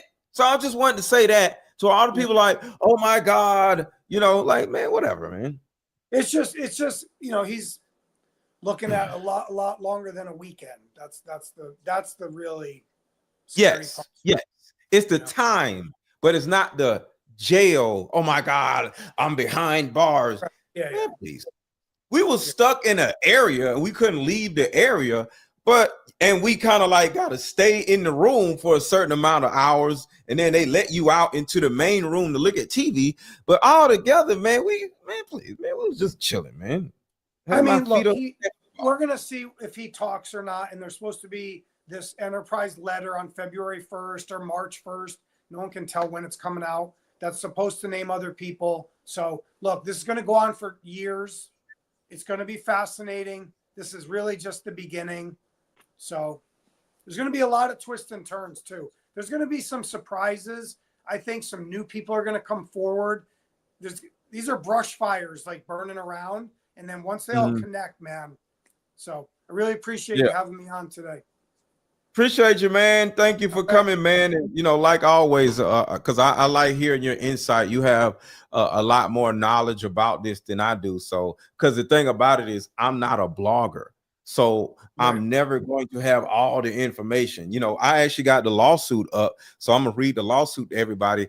But you have a different angle on everything. So yeah, I appreciate you coming on. Yeah. Thank you very much. I'll talk to you soon. All right, man. Have a good one. All right. You too. All right. So do y'all want to hear about the actual lawsuit, or do y'all want to hear about me going to jail?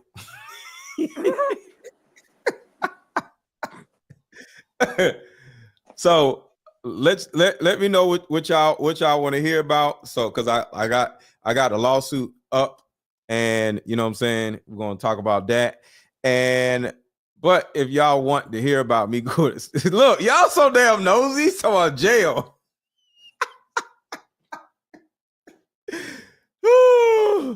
Oh my God, y'all talking about it? Y'all want to hear about me going to jail? Okay, put him in the jail. Okay, so I'll talk about both, but I'll talk about me going to jail first. Yes, jail. Y'all hilarious. Why y'all want to hear about me going to jail? Okay, I got pulled over, and it wasn't no DUI. It was just a failure to appear. It was just a ticket, so it wasn't nothing crazy. I didn't beat nobody up. I didn't do nothing crazy. It was failure to appear. It was a ticket, and next thing you know, I got pulled over, and it was a bench warrant, because when you don't pay a ticket, there's a bench warrant. So I just forgot to pay the damn ticket. That's all. So the problem was, it was snowing the next damn day, and I couldn't. So this is what happens. And to share something else, when you go to jail, not saying for anybody to go to jail, but when you go to jail, you find out who loves you. I'm gonna say that again. The best way to find out who loves you is when you go to jail. It's a real thing, and then you find out who you love, because they take your phone and you can only take down 2 or 3 phone numbers. So that's another thing. Jail for a ticket? No, jail for failure to appear. Not for a ticket, but if you don't pay the ticket, they're going to issue a bench warrant. So no matter what the ticket is, if you do not pay the ticket, they're going to either suspend your license or give a bench warrant. And it depends on what city, what state, or whatever you're in, right? So you're describing this as a magical moment. Actually, yes. For those who don't know, some of y'all do know, when I deal with adversity, I take out the good stuff and not the bad stuff. So this is an example of me taking an adverse situation and looking for the positive in it. This is what I do. So hold on. Before I do that, I want to show y'all an example of that right here. So let me just play this, and then we'll move on to me going to jail. So where is it? So check this out. Everybody's a victim except this crazy shit. Everybody's a victim except for the men. Why the hell do you men want to be victims? Everybody's a victim except for the men. I just want to say something about manhood, growth, and adversity. Listen. Does anybody want to know why I don't have any hair on my face in this video? Some of y'all was my on this beard, live. y'all? Brown sugar got it. I had cancer doing that video. You were still doing your thing, working and grinding. Exactly, and that's what I'm saying, Brown Sugar. Calling other men bitches because they don't know how to live up to adversity while having cancer. Everybody's a victim except for the men. This shit is so gay. Men want to be victims so badly. It's so disgusting. Oh, there's another time. You see I ain't got no hair on my face right here, right? This is another video that I had cancer. I had full-blown cancer, and I'm still doing content. So that was an example of me using having cancer, because some of y'all know I had cancer, and I didn't sit around, oh, I got cancer. Y'all didn't even know I had cancer. Because the only way y'all were able to tell that I had something wrong with me is because I don't know, I just didn't have no beard no more. But y'all probably thought I cut my beard off. My point is, whether it's going to jail or having cancer, you can't be sitting around whining like a bitch about whatever it is that's going on with you. No, you have to sit back and say, okay, what are the positives that I can get from this situation? So going back to the positive from going to jail, get put over for a bench warrant, had a warrant for my arrest, and I get pulled over, right? And next thing you know, the police officer says, yeah, you have a warrant, da da da da. I don't even know why, because they just have a camera on the front of their car, and it would just beep when somebody has a problem with their tag, right? So he pulls me over and doesn't know what is going on. So he's like, all right, I had to pull you over because you have a warrant for your arrest, but I'm waiting. He's like, shh, doing this, waiting until I found out what it is, right? But it's not nothing crazy. And I was like, oh shit, hold on. So I went and got the ticket that I did not pay. I was like, is it this? And he looked at it. He said, according to the city that the warrant was in, it matched my ticket, right? So he's like, yes, most likely is that. I'm like, all right, cool. Can you just let me go? He was like, it's just a ticket. He's like, all right, just give me a second. Most likely it's from that. It's nothing crazy. And nothing else came up. But just give me a second. So he's like, I was like, all right, so look, if I'm finna go to jail, can I is a Taco Bell up the street, and from where we were, it was like a gas station, you know, it was a whole bunch of stuff. Can I park my car up there while you're waiting? And he was like, no. And I was like, huh. And I got 2 cell phones. So I gave him both of my cell phones and said, here's both of my cell phones. You know I ain't gonna go nowhere without my cell phone. Here's both of my cell phones. Just follow me up there. And I parked at a Taco Bell up there. And I just don't want my car to get towed. He was like, all right. I gave him both of my cell phones and he followed me to the Taco Bell. So I pulled over at Taco Bell, backed in the spot, got out of the car, and he was like, so I was like, all right, what happened?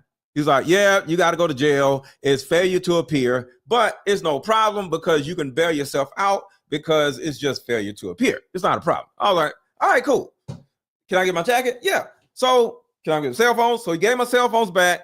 I got a hoodie and, made sure everything was locked up. Beep, beep, beep. And I'm like, all right. And then he's still waiting on some information. It's cold as shit because it's about to snow. It's cold as shit out there, right? So I'm like, yo, so we standing out in the cold and he don't want me to sit in the car because he don't want me to drive away. So I can't sit in the car and we standing outside and I'm like, yo, can you go ahead and just arrest me because it's cold? He's like, all right, cool. So I asked him to arrest me because it was cold as hell. So he was like, doom, doom, doom, doom, and I sat in the back of the car. And then he was like, all right, we got everything, da, da, da, da. And I went on to jail. And so we having a conversation in the car. And he was like, yo, I've never had somebody as nice as you are. You like so nice where you actually asked to get in the back of my car. I've never experienced that. Yeah, man, I ain't worried about that. Like, I'm not scared of going to jail. Other people like, oh, I'm gonna take you to jail. Start running. Like, I don't been to jail before. It's nothing crazy about jail. He's like, I like your outlook. And I was like, yeah. So speaking of that, you are not the city that I have the warrant for. Are you going to take me to there or where, like, cause he was like, yeah, I got to take you to my police station, which is over here, instead of this police station, because I don't have jurisdiction. I was like, well, is there a way you can call one of those police officers and you can just give me to them? He was like, I'll do that. Because that'll save you from being in a holding tank. He called the other city, because there are two cities right next to each other, so it's not that far. He called the other city and was like, yo, he was like, nobody's available right now, right? So he was like, and I heard him, nobody's available right now. So I was like, oh shit. He was like, hey, I tried. So I end up going to their station and going there, right? Do you know I got out of the car and he handcuffed me? You know, I gave him a fist bump. I was like, man, I appreciate you, man. He's like, I appreciate you, man. You was pretty cool. And then the next dude who took me, was like, what the hell is going on? He never seen nobody get locked up and give somebody a fist bump after they take the handcuffs off. He was like, yo, what you in here for? I was like, it's just a ticket. He's like, a fair up here. Well, oh, okay. Yo, you got a positive attitude. I was like, yeah. So it's no problem. So next thing you know, he accommodated me in the holding tank. He was like, you know what? I'm gonna have you here because the other holding tank got a whole bunch of people in it, and it's some people yelling and shit. I'm gonna have you in this holding tank by yourself, so you won't have to be in there. I was like, thank you. I appreciate that. And next thing you know, I'm in here by myself, and I'm sitting in the holding tank just waiting because I'm waiting for the police to come take me to the other jail. And I'm here like, I'm like, yo, they literally accommodated me in my own little spot instead of being in this area with, I'm like, yo, I'm happy because I'm not in there with these crazy people. Because you go to holding tank, it could be drunk people, people high on whatever, you know what I'm saying? So ain't no telling who in there, because it's just people just off the street that just did something crazy. So police come and get me, right? And now they take me to the next place, and I'm dead ass serious. They take me to the next place. So this black dude, he puts handcuffs on me. So we riding. He's like, yo, man. So we just started talking, and he telling me stories about how he locked people up or whatever. I was like, yo, man, I just don't.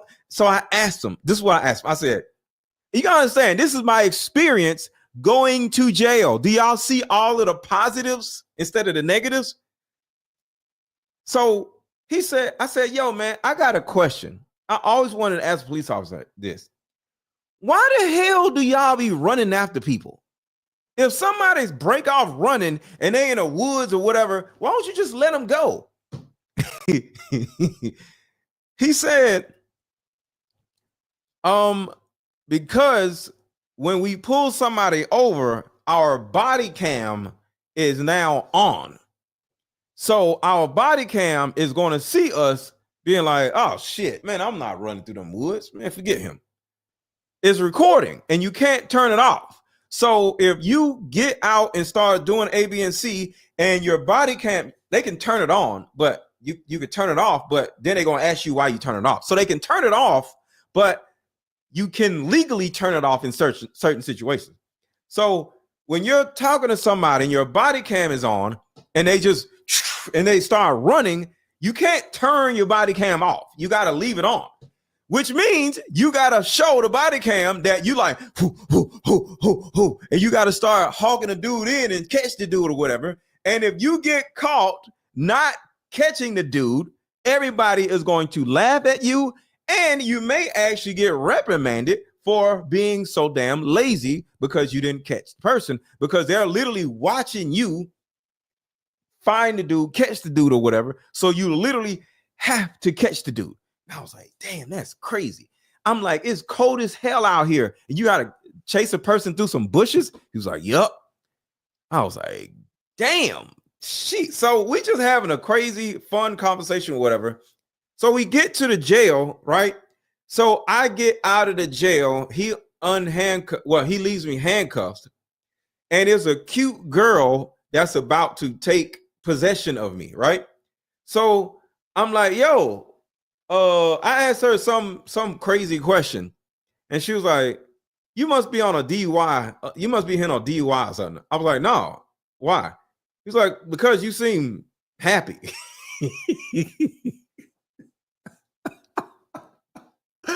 I said, no, I'm happy because you happy. She said, what? I said, you came out here with a smile, so you get a smile back. And then you cute. She's like, oh, don't start that. No, I'm just saying, you cool, and he cool. And he was like, no, he cool as hell. He probably one of the coolest people that I ever transported. She was like, oh, okay. All right, Mr. Cool, come on. And she accommodated me. So I go in there and I'm doing this, doing that. So while I'm doing this, I'm like, so that, you know, they got my phone and stuff. So I was like, all right, so can I make some phone calls? He's like, oh yeah, you get whatever you need. So you can't use your phone. So, okay. So no, I was supposed to make phone calls in the holding cell that I was at first. So this is what's crazy, because they seal your belongings. So they take your belongings, take all your belongings, right? And your keys and shit, and they melt plastic on top of your belongings. So now your belongings is like melted under like some type of liquid plastic just on a board, right? So you cannot get access to nothing, right? So he was like, well, your stuff is sealed, so you can't get your stuff. The girl that I was cool with when I first walked in was like, I got you. She went and got my stuff, and my phones are just on this piece of paper, right? And it's a cardboard piece of paper just on the stuff, right? She was like, all right, so I can't unseal it, but you can do stuff through the plastic. So turn your phone on and, you know, do what you got to do, but do not call nobody and do not text nobody. And if you call somebody and text somebody and you get me in trouble, you're going to be in trouble. I said, yes, ma'am, no problem. So she let me tap the phone, you know, like, just how you get, let me access phone numbers. And I wrote down phone numbers as I was, but she turned her back one time, right? And I could have texted somebody and was like, yo, I'm in jail. But I was so afraid of her, like, I don't know what they would have did, because there was a bunch of people in there. It's like 3 o'clock in the morning at this time. I could have just texted my homeboy like, yo, I'm in jail, come get me, right? I didn't do that because I respected what she said, because I didn't want to get her in trouble, because I already know we all are up under camera surveillance, right? So I didn't want the cameras finding out what I did, and they turn around and read the cameras, and now I got a problem.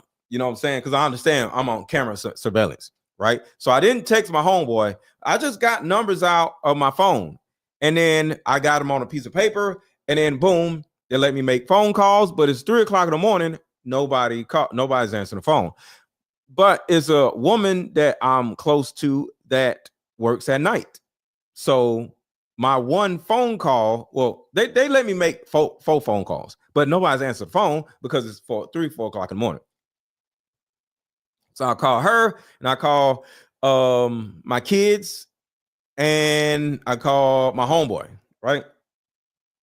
Nobody answers the phone. I just leave voicemails. So I go into jail, and now I just go to bed. Going back to what I said at first about how you can tell who actually loves you when you go to jail is, one, the people who actually you think will bail you out of jail. That's a thing. Who can you call if you know you about to go to jail? You gonna call a chick? You gonna call a dude? Who are you gonna call? Because that's the only person you're gonna have to call, or you're gonna be able to, because you can't write down 20 phone numbers. Because the thing about it is they might not even give you a damn phone. And you can make a phone call, but they're not gonna give you the phone number that's in the phone. But they gave me all the phone numbers. So I had like 4 phone numbers, whatever, right? So next thing you know, nobody answered the phone, so I got to go to bed or whatever, and I wake up the next morning and I can call collect and all this other stuff, right? Well, throughout the whole weekend, okay, so I called my kids, I called everybody. Well, I called my kids because you can't call everybody collect. So I called my kids. What's up, Nicole? And my kids are like, well, Daddy, it's snowing like I don't know what now, so we can't get to you. My kids are way across town. I'm way over here because I lived in the suburbs. I live like 45 minutes out of the city. So that's 45 minutes of driving in the snow. And I'm like, all right, I don't want y'all to get no accident sliding in no damn snow, because people are literally sliding in the snow right now. And they have to leave their car and have to walk home because your car gets stuck in the ice. So I don't want my kids to be in that situation. So I was like, all right, cool. Do you know my homeboy told a female friend of mine that I was in jail because he got a voicemail, but I didn't call him.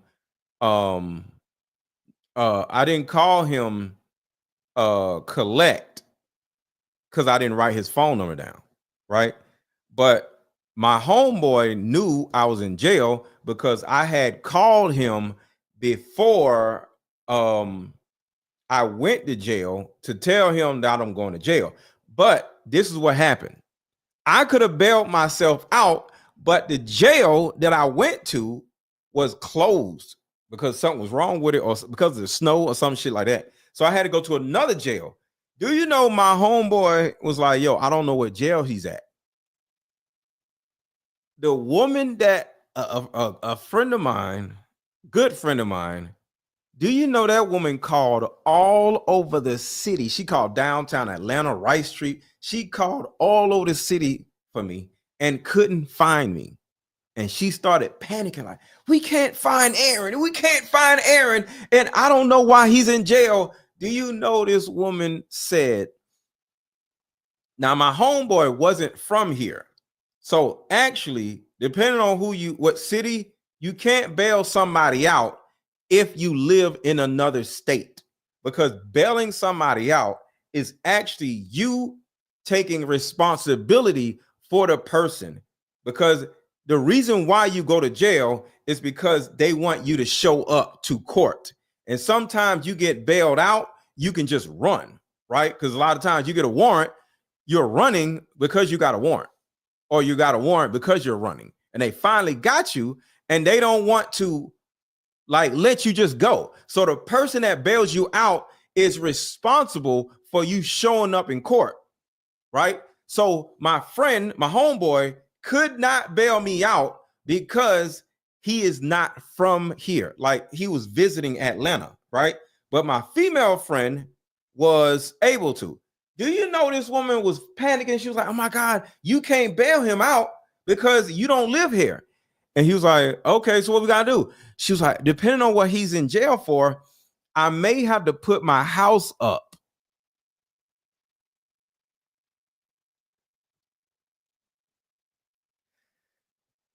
She said she was ready and willing to put her house up for collateral.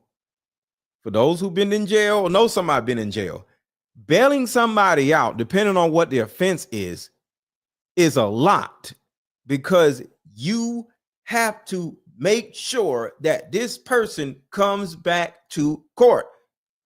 They got a warrant and they found you. You get out of jail, you can run again. So she was aware that depending on what the offense was, because she didn't know nothing, she was willing to put her house up for collateral. I'm like, oh my God. The only person that you've ever heard of putting their house up to get somebody out of jail was who? Name the only person that you ever heard in your life possibly putting their house up for collateral to get somebody out is who? There's only one person. Who is that?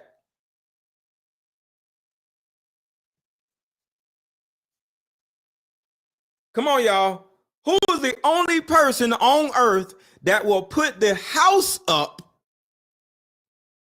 for collateral to get you out of jail?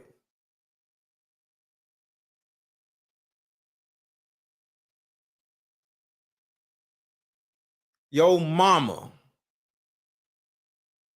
Not even your mama, your grandmama. So your mama is not going to put, so somebody said Diddy. Your mama is not going to put the house up. Your grandmama is the only person that will put their house up as collateral. Your mama ain't going to do that. Your mama try to bail you out, but your mama ain't going to put the house up.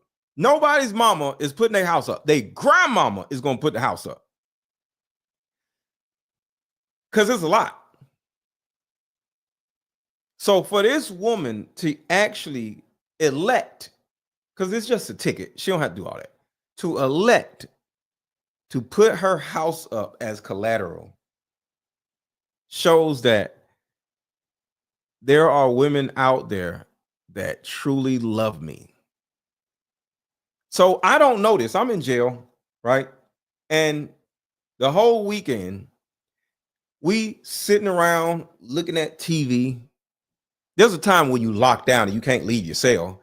But I'm in a cell with 6 other dudes. So other than the snoring at night, we sitting around just talking. We just talking shit. Why you in here? Why you there? Da, da, da. You know, talk about whether you got a girlfriend. Just talk about it. We chilling. And then we go out in a lobby and we're able to look at TV. We watch every football game. Every football game that was on, we watch every football game. And we in there chilling. I'm in there with my feet up, with a remote, bop, bop, bop, bop, bop. Just a whole bunch of bullshit shows was on because you know you have limited cable, but we had cable. We chilling. We looked at Avengers Endgame. We looked at another Avengers movie, Iron Man, I think. Yeah, we looked at Iron Man. We in there chilling. And the food was trash, but some of y'all food be trash. So that wasn't crazy. The first time it was like some slop. I didn't eat it. I took a shower one time, but the first thing was shower was like, yo, how you work the shower?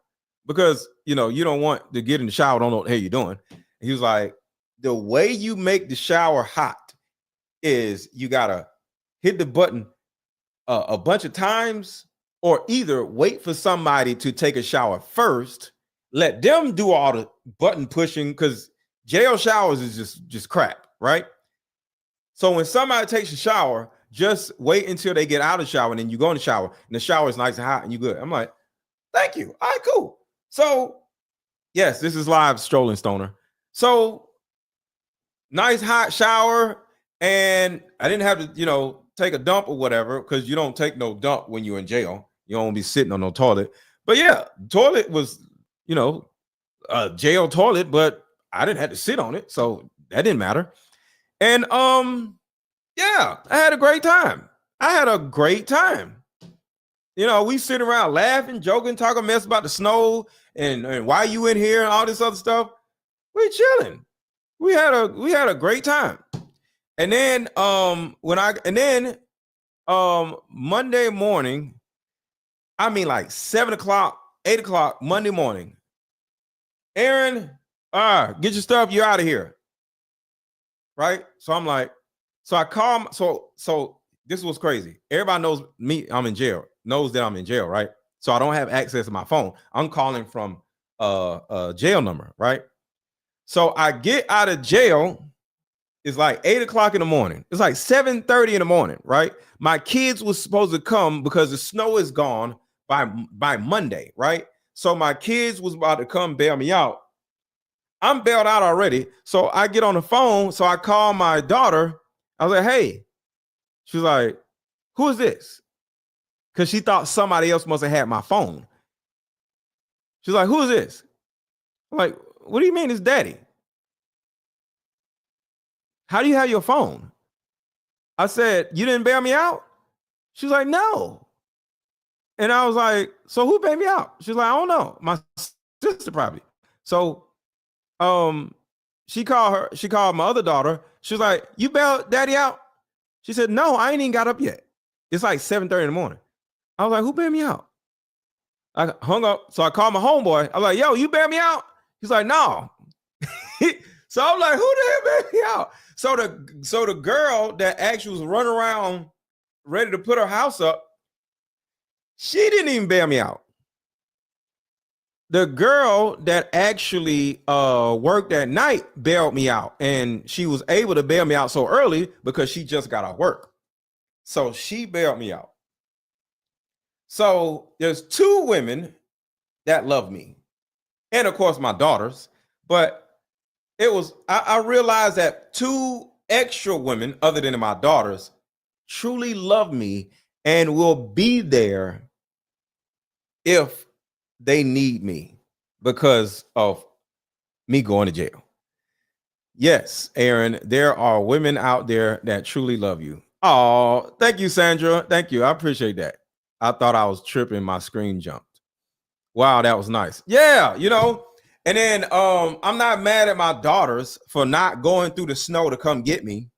Because I don't want them to, be messed up, because in my mind, it's just jail. It's okay. I want to be here. I want to go home, but it's goddamn snowing outside. So I'm just gonna go home. It wasn't a big deal. I'm not about to get to fighting. It ain't no drop the soap moment like, hey, it ain't no you want to eat your cornbread, all that TV stuff. No, this is just, jail ain't that bad. It ain't nothing crazy. So yeah, that was my time going to jail. And that was the positive spin I offered to going to jail. So yeah, it was dope. It was dope.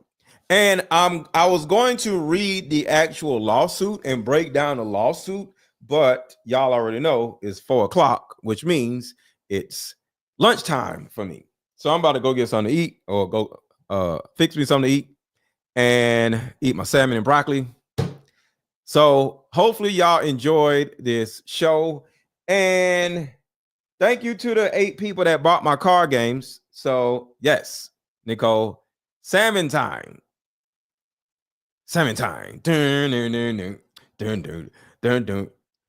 time. So yeah, but if you have not bought my card game already, make sure to buy one of my card games. I got a new card game coming out probably in another 2 months. And yeah, y'all have a good rest of y'all day, and buy my damn card game and hit the like button if you have not. What's going on, Alethea? I'm sorry, Aletha.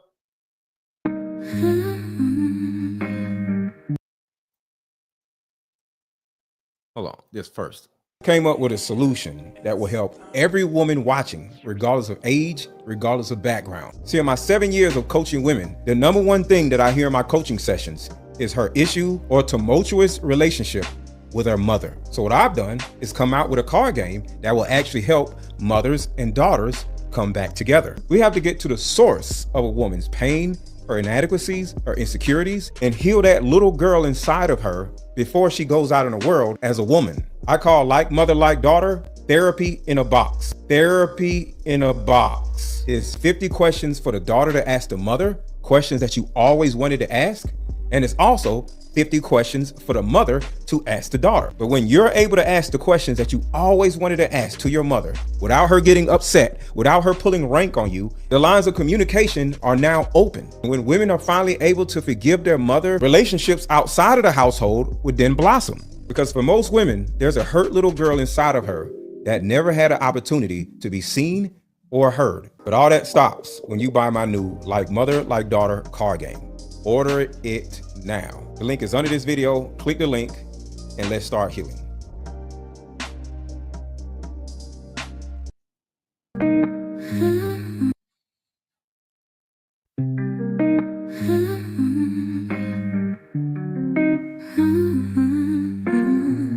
Mama, sit down, let's play this game. In these cards we heal our pain.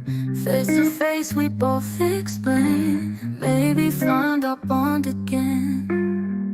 Years of anger lose their sting. We both said some hurtful things.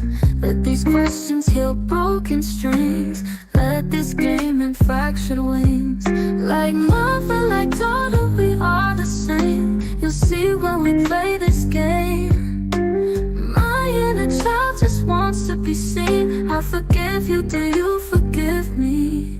The hurt, the neglect and disrespect, wounds can be healed in these two decks. Even though our past attempts have stalled, Mama, please just don't withdraw. Like mother, like daughter, we are the same.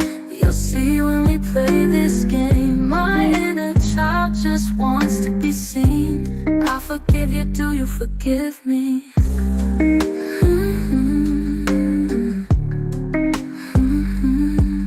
The hurt, the neglect and disrespect, wounds can be healed in these two decks. Even though our past attempts have stalled, Mama, please just don't withdraw. Like mother, like daughter, we are the same. You'll see when we play this game. My inner child just wants to be seen. I forgive you, do you forgive me? The wants to see it. Even though our past attempts have stalled, Mama, please just don't withdraw.